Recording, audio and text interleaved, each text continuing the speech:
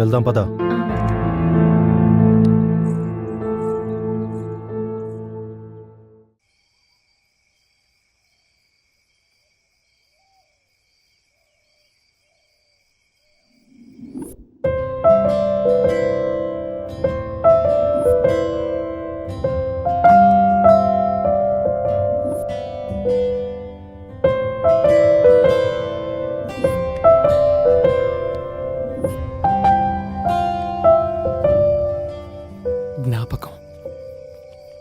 జ్ఞాపకాలు గతంతో ముడిపడి ఉంటాయి అంటారు.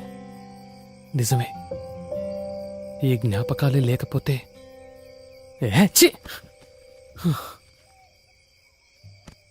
ఇవన్నీ మర్చిపోవాలంటే బీర్ కావాలి. సిటీలో అయితే బార్కెళ్ళి బీర్ కొడతాం, మరి ఇక్కడే ఉంటాయి.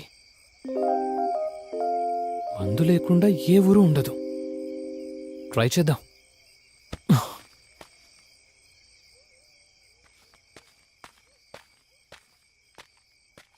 ఎక్కడ దొరుకుతుందబ్బా మందు? గడ్డి మోపు వేసుకొని సైకిల్ దొక్కుతా పోతాంటే ఎవడడ్డం రాకుంటే బా సిబ్బిగా ఏం మానవరా పాట. ఇంకోసారి పడదాం. అబ్బా మస్క మస్క వీడు తగలాడేంటి? గడ్డి మోపు సరే, ఎవడైతేనే మనకు మందు ముఖ్యం. వీడిని అన్న సార్ బాబాయ్ అంటే దొబ్బేస్తాడు. మనకు మందు కావాలి. అన్నా అన్నా వచ్చారటము అయ్యా అయ్యా ఎవరండి సార్, ఇవన్నీ కాదు. ఇక్కడ తాగడానికి మందు దొరుకుతుందా?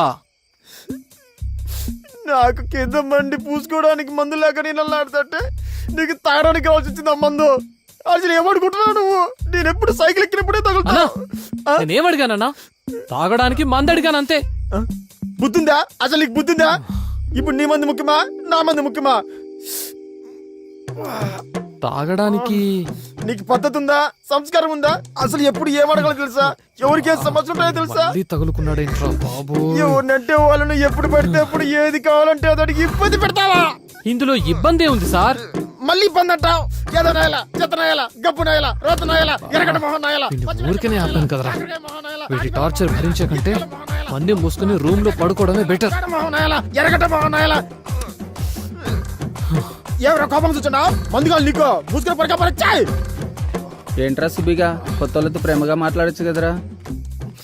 ప్రేమగా మాట్లాడడం నాకు మాత్రం ఎందుకు ఇష్టం ఉండదురా?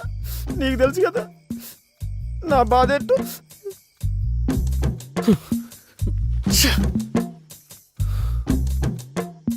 నాకు కింద మండి పూసుకోవడానికి మందు లేక నేను అల్లాడుతుంటే మందుగాలు నీకో మూసుకొని పడకపోరచ్చాయి.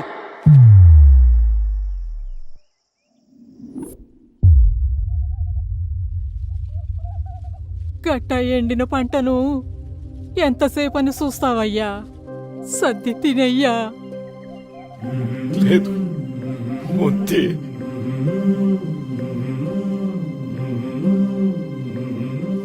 ఆ వానెప్పుడు వచ్చేనో, నీ నోట్లోకి ముద్దెప్పుడు పోయేనో. ఏం చేసేది? ఈ నీళ్ళు తడిస్తేనే కదే. అట్టా అంటే ఎట్టాగయ్యా? ఈ నేల ఎట్టాಗೂ తడిసేది లేదు. ముద్ద సరే, కాస్త గొంతైనా తడుపుకో అయ్యా. వద్దు వద్దే. నువ్వెప్పుడు తింటావో, నా కడుపు ఎప్పుడు నిండుతుందో. ఆగే. ఏంటి తాత అవ్వ అంతలా అడుగుతుంటే తినొచ్చు కదా? ఏం చేసేదయ్యా? వేసిన పంట వేసినట్టే ఎండిపోతా ఉంటే ముద్దెట్టా దిగుతుందయ్యా. అదేంటి తాత, మీకు నీటి వసతి లేదా? ఆ 3 కయ్యల ముందుండే గంగిరెడ్డి పొలం నుండి నీళ్లు రావాలా, ఈ భూమి తడవాలా. కాని ఆడి పొలం తడిసేలోపే భూమిలో నీళ్లు ఎండిపోతున్నాయి. ఇంకా ఈ గుంట ఎప్పుడు తడవాలా? అయినా తాత, ఈ వయసులో మీకు ఈ కష్టం ఎందుకు? నాకు నీ ఎంత కొడుకుండేవాడయ్యా. ఆడే ఉండుంటే తట్టడు పుట్టడు ఒడ్లుచ్చుండేవి, కడుపు నిండుండేది. 3 ఏళ్లుగా వానలు రాక, వేసిన పంటలు చేతికి రాక, చేసిన అప్పులు తీరక,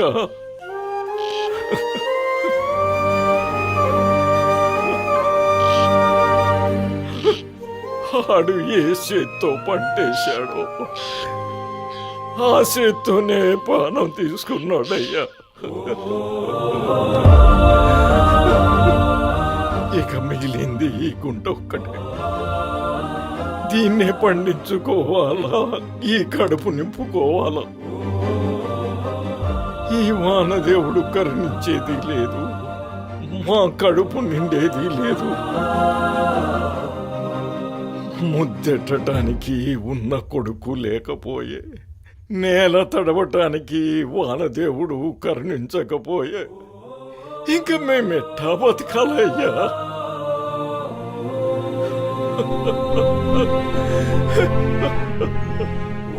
అప్పుడు నా కొడుకు సావును ఆపలేకపోయాను, ఇప్పుడు ఈ పంట సావును ఆపలేకపోతున్నానయ్యా.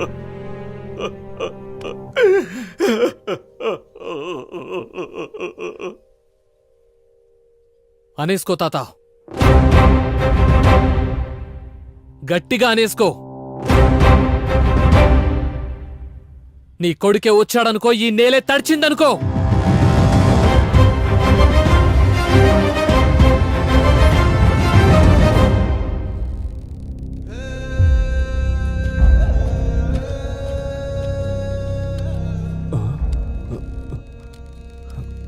విఆర్ఓ గారికి ఏం కష్టం వచ్చిందో ఇలా ఊరేసుకున్నాడు. ఎవయ్యా సైడ్కి జరుగు.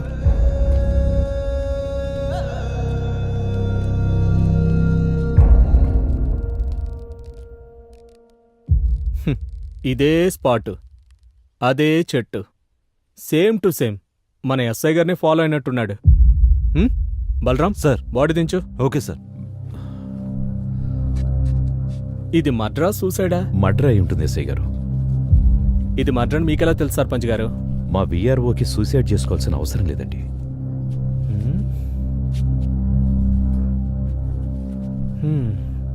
సరే చూద్దాం. బలరాం సార్. బాగా వెతుకో, మనకు కావాల్సిన ఆధారాలే దొరుకుతాయేమో.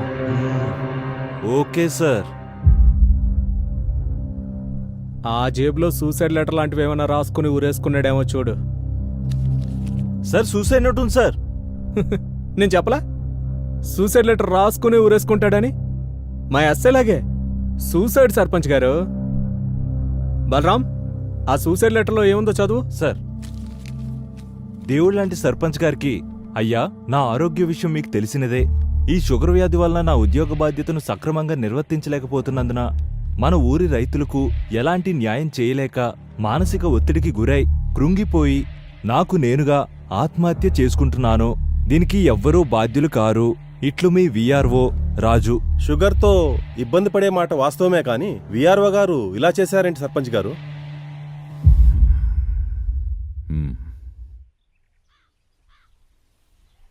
ఒరే, మన విఆర్ఓని చంపినారంటావా? సూసైడేరా, లెటర్ రాసి ఊరేసుకున్నాడు కదా. ఏమోరా, సూసైడ్ మడ్రో అంతా దేవుడికి తెలియాలి. పంట మొత్తం ఎండిపోయేట్టుంది. ఈ వర్షం వచ్చేటట్టు లేదు.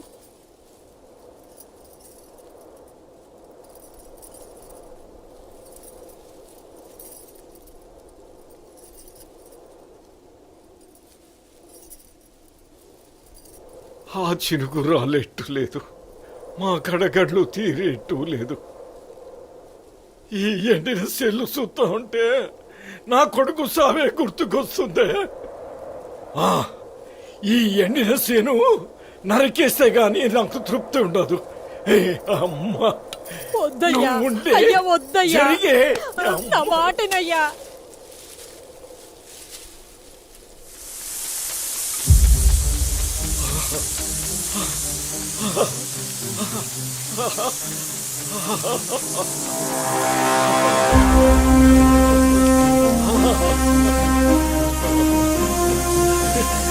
చూడే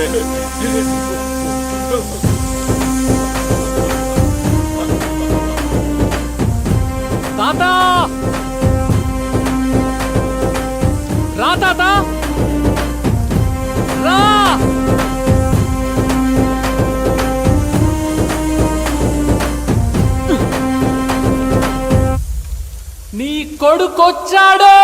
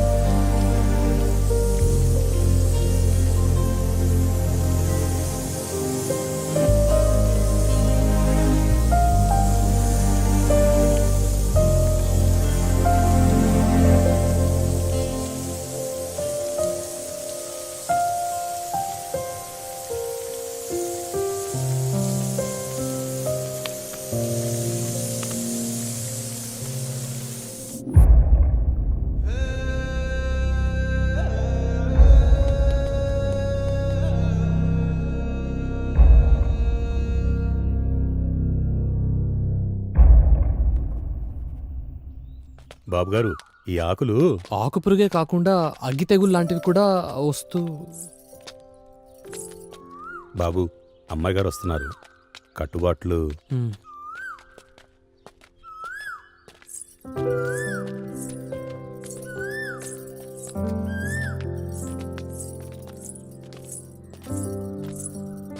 రంగయ్య గారు, మీరు పొలానికి వెళ్తూ ఉండండి, నేను ఇప్పుడే వస్తాను. అటగానయ్యా. ఓకేనా?